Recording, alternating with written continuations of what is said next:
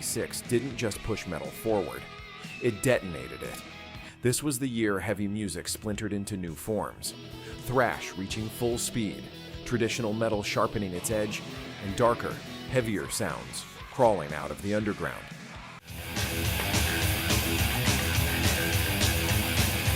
These weren't just songs, they were statements, warnings, battle cries. From precision-engineered riff assaults to slow, crushing atmospheres that felt almost ritualistic. These tracks defined what metal could be and what it would become. These are 10 metal songs from 1986 we'll never forget. Number 10. Russian Roulette. Except, Russian Roulette stands apart because it isn't fantasy.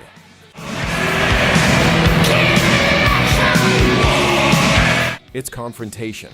Released during the height of Cold War tension, the song reflects real-world anxiety, the ever-present fear of nuclear conflict and political escalation.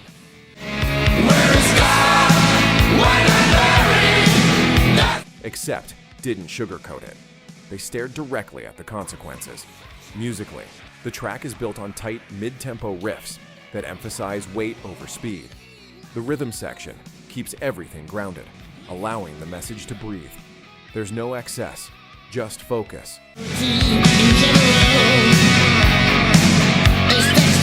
Udo Dirkschneider's vocals are gritty and controlled, delivering each line with urgency but restraint.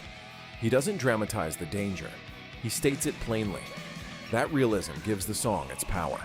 The lyrics frame war as a gamble, a reckless game with irreversible consequences.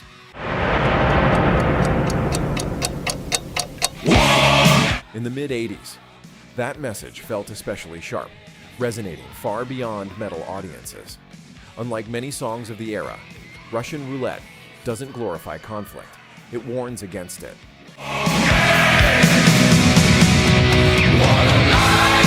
That seriousness gave Accept a distinct voice within heavy metal. Over time, the song became one of the band's most respected works, not for flash, but for substance. It proved metal could be socially aware without losing strength.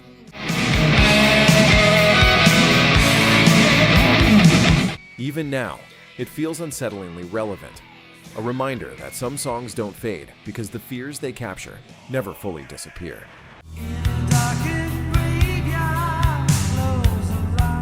Number 9.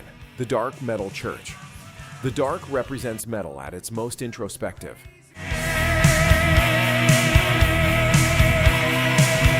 Released as the title track of Metal Church's second album, the song trades constant speed for atmosphere and tension.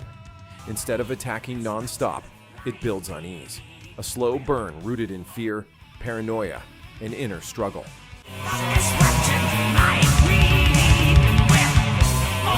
Musically, the track moves between crushing riffs and eerie melodic passages. The shifts in tempo feel deliberate, keeping listeners off balance. Guitar lines don't just hit, they loom. David Wayne's vocal performance is a major reason the song endures.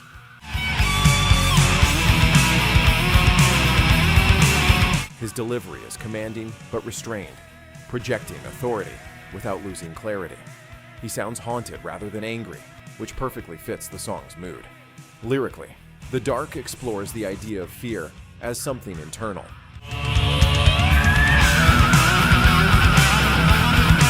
Not an external enemy, but a presence inside the mind. That psychological edge gave the song depth beyond typical metal themes of the era.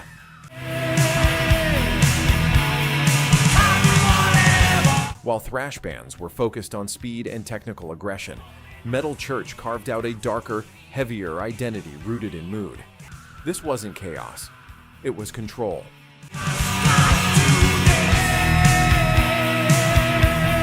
The song became a fan favorite because it offered something different. It demanded patience. It rewarded attention.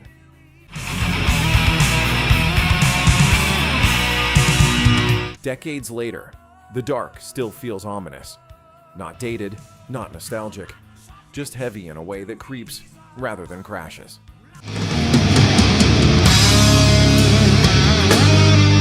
Number 8.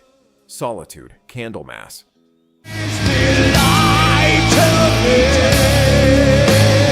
While thrash bands raced forward at full speed, Candlemass chose to slow everything down, and in doing so, created something just as heavy.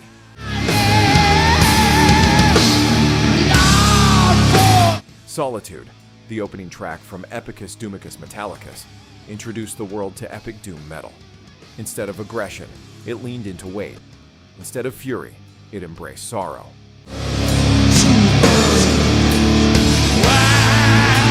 The song opens quietly, almost deceptively calm. Clean guitar notes hang in the air, creating tension before the distortion arrives. When it finally hits, it doesn't rush. It crushes.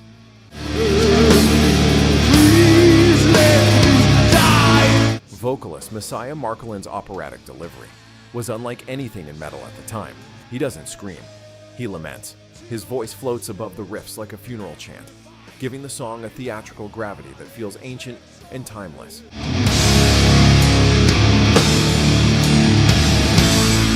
Lyrically, Solitude is stark.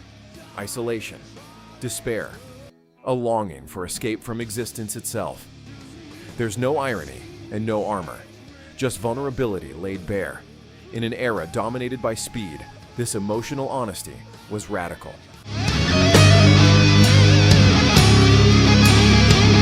Candlemass proved that heaviness wasn't about tempo.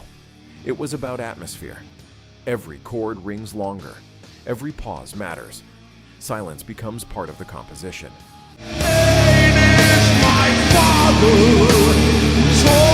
Over the years, Solitude has become a cornerstone of doom metal, influencing bands across generations.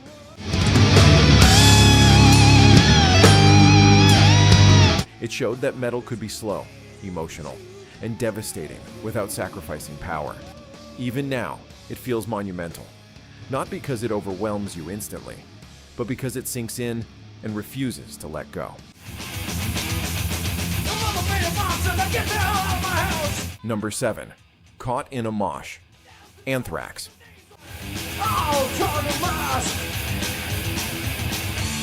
Caught in a Mosh didn't come from imagination. It came from the floor. The title was lifted straight from a real Anthrax show, when a fan was dragged into the pit against his will. Bodies crashing, boots flying, no escape.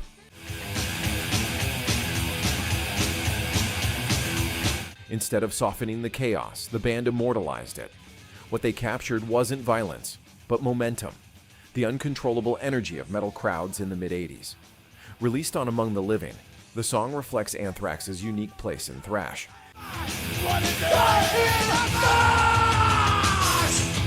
Where many bands leaned dark and aggressive, Anthrax injected personality, humor, and street-level realism.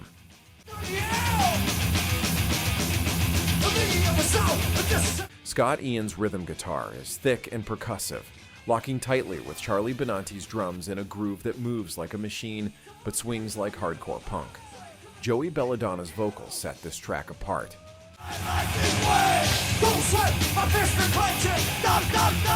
Instead of barking every line, he delivers sharp, melodic phrasing that cuts through the speed. That contrast, melody writing chaos, gave the song massive staying power. It didn't just hit hard, it stuck.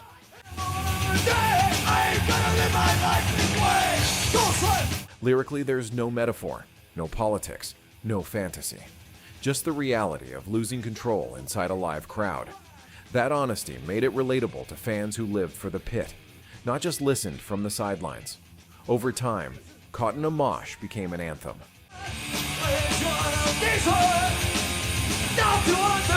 Not just for Anthrax, but for thrash culture itself. It's still a guaranteed live staple, because it doesn't age. The feeling it captures hasn't changed. You hear it today, and you don't just remember 1986. You feel like you're back in the middle of the floor, heart racing, trying to stay upright as the room explodes around you.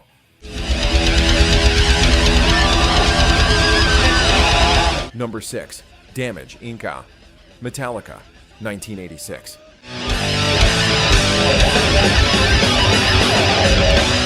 Damage Inc. is Metallica at their most unfiltered.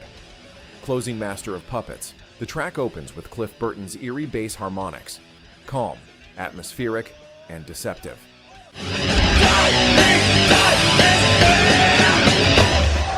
Then everything explodes. The riffing is fast, surgical, and punishing.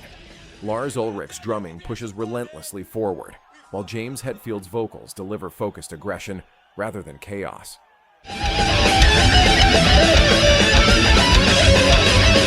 There's no polish here, only intent. The song's title came from Metallica's own touring crew, whose logo existed before the track itself. Over time, it became one of the band's most feared live moments.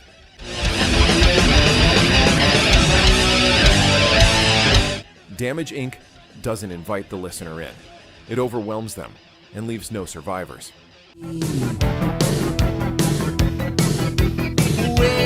Number 5. Turbo Lover. Judas Priest with Turbo Lover.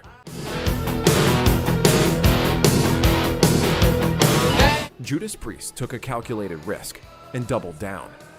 Released on the Turbo album, the track embraced synthesizers and futuristic imagery at a time when many metal bands feared technology would dilute heaviness.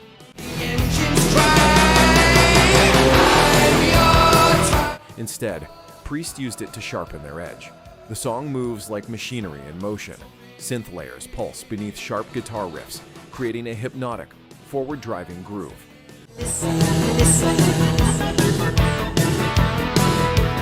Rob Halford's vocals glide effortlessly above the production, confident and commanding without excess. Lyrically, it leans into speed, connection, and mechanical intimacy, mirroring the mid-'80s fascination with technology and motion. Rushing by with every nerve alive. It felt modern, sleek, and unapologetically different. While controversial upon release, Turbo Lover aged remarkably well.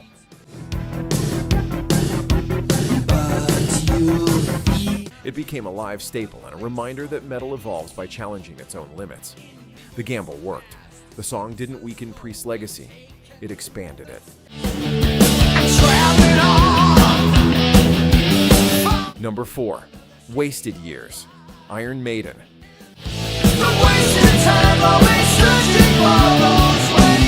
Wasted Years stands apart in Iron Maiden's catalog because it turns inward. Written by guitarist Adrian Smith, the song reflects exhaustion, homesickness, and the quiet, emotional cost of endless touring.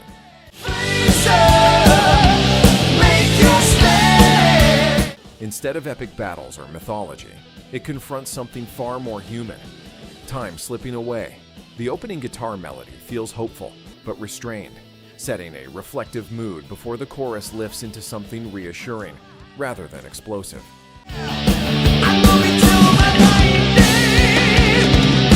Bruce Dickinson's vocal delivery is warm and sincere, grounded in vulnerability instead of power. The song resonated deeply with fans who saw themselves in its message, working, traveling, sacrificing, and wondering if they were missing something essential.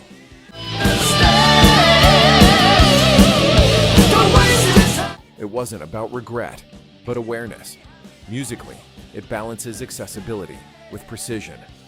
The structure is clean, the harmonies tight, and the chorus unforgettable without being overwhelming. It proved Iron Maiden could be introspective without losing identity.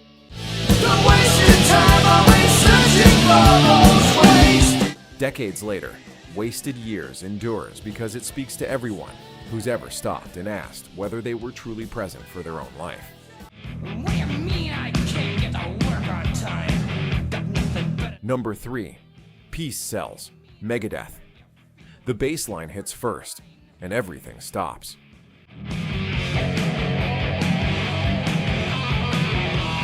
Peace Sells opens with one of the most instantly recognizable intros in metal history, setting a confrontational tone fueled by sarcasm, distrust, and political frustration.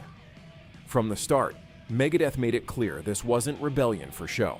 It was anger with purpose. What do you mean I could be the president?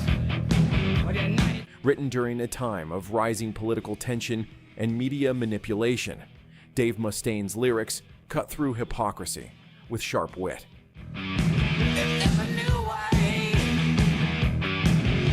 The song challenges authority, questions loyalty, and mocks systems that promise peace while thriving on conflict.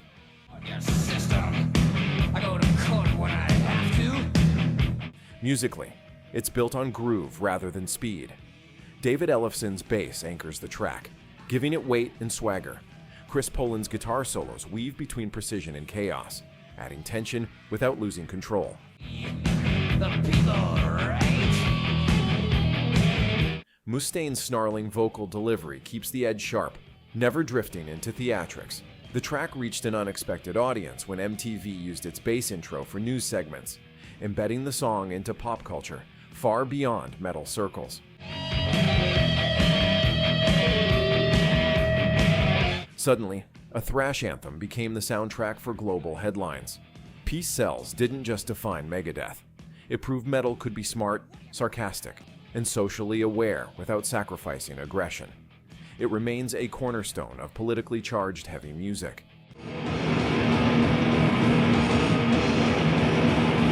Number 2. Raining Blood, Slayer 1986.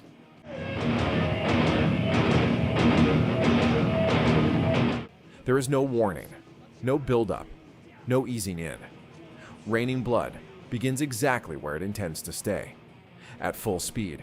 Another shot, barrel of me. From the first second, Slayer strips metal down to raw velocity and controlled violence, delivering a track that feels more like an ambush than a song.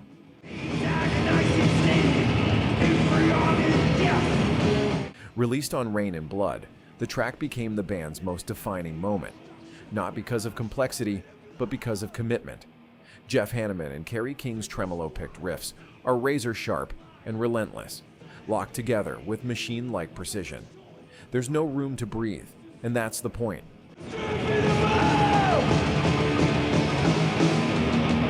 Dave Lombardo's drumming redefined what extreme metal rhythm could be. His double-kick patterns don't just support the song, they drive it forward like an engine pushed past its limits. Tom Araya's vocals sit just above the chaos, delivering lines with urgency and menace rather than melody. Producer Rick Rubin played a crucial role by keeping the sound brutally dry and focused. No excess reverb, no distractions, just impact.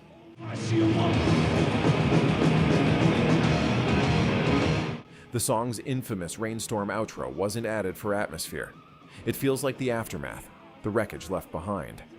At barely over 4 minutes, Raining Blood permanently changed the language of metal.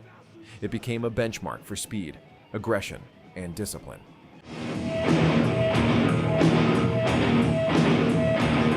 Proving that extremity didn't need to be messy. Even decades later, it remains a rite of passage. When that opening riff hits, crowds don't just react, they erupt.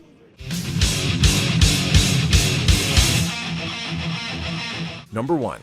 Master of Puppets, Metallica aggression, control, and chaos collide in one of the most important metal songs ever recorded.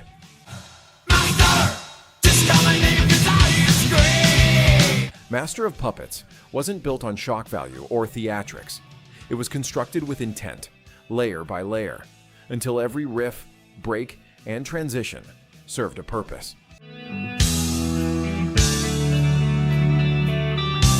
The song unfolds like a controlled descent, moving from relentless down-picked rhythms into a haunting midsection, before snapping back with crushing force. James Hetfield's rhythm guitar is surgical.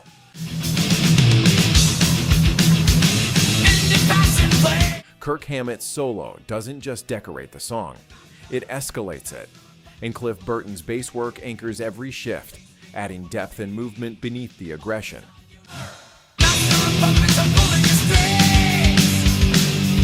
Much of the material took shape during rehearsals before the band traveled to Copenhagen to record with producer Flemming Rasmussen.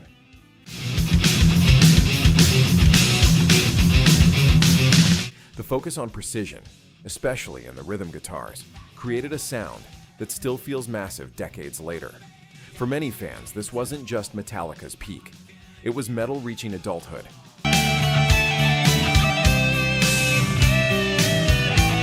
"1986 wasn't just a great year for metal.